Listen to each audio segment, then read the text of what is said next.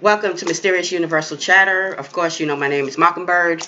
I have someone with me here who has a story to tell, and I decided to bring it to you today, which is June 25th, and his name is Ricardo, and he does not want to be seen, so we have him on the other side.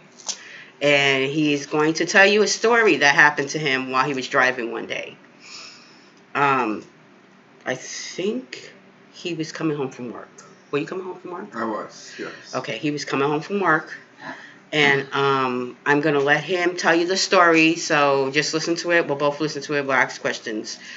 All right. Go ahead, Ricardo. Tell us your story on what happened. So basically, I usually get off around midnight for my job, and it's a pretty decent drive to go back home at the time. I lived in a very heavily wooded area, so usually it's pretty easy to distinct where I'm going, especially when I've been driving it for about a year now. Basically, there was one day I was coming home from work, and I was driving back home, and I was on the road that was maybe 5 minutes away from my house. I made the same right turn and everything that I usually make to get home, Mm-hmm. and then I ended up driving down this road, and then suddenly it was like as if I had blanked out, or it's hard to describe it. It's as if I wasn't like there for a second, but I was still like there driving, and next thing you know, I ended up by the river. Um, which is also not too far from my house, but that road that I took should have like hit a dead end or a forested area. It took me right back to the river, and when I realized that I was at a red light, and it was like almost an instant anxiety attack. As soon as I realized where I was at, because I don't know how I got there. So it's just like 1 minute you were in one spot and the next minute you were in another spot. Right? Yeah, it makes absolutely no sense because that road that I went on does not lead to the river at all. So to this day, I still don't know how I got there, almost made it home, and then ended up about 10 minutes away again. You know, Wow. it, I, yeah, it was very strange, very strange. I had to stop for a second because like I felt I just had like a lot of anxiety when that happened. Right. Like I could barely breathe or anything like that. It was scary. And I got home, and my girlfriend at the time was like, "Where were you at?" I was like, I thought I was on my way home. And I explained it to her, and she was like, okay. So did you feel fear? Like not 1 minute you're here and the next minute you're there. Did it scare you? Did you?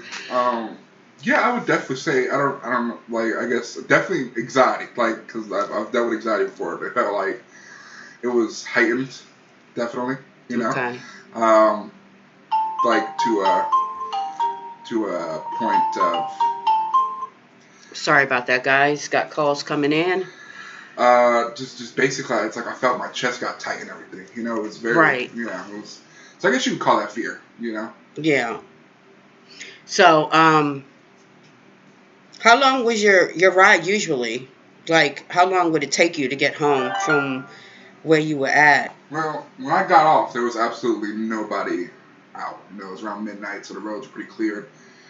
It would take about maybe 15, 20 minutes sometimes just to get back and forth Okay. Okay. at night, usually, depending on speeding or not. Really?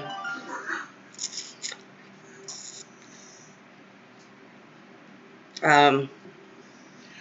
So you don't really speed. Like, I mean, your normal drive home.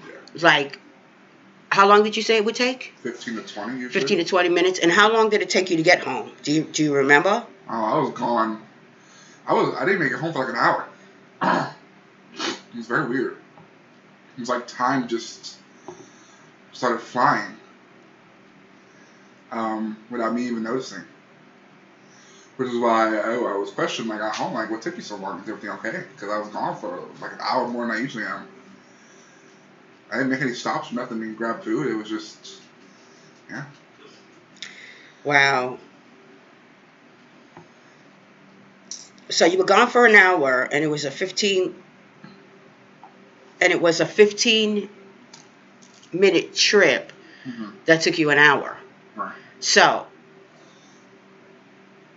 it really must have felt really like strange for you. Like, to say the least, yeah. To say, okay, I'm going to be home in 15 minutes. Like, when I go somewhere, I know how long it's going to take me. And then all of a sudden, you're gone an hour and you have no idea where that time went. Right.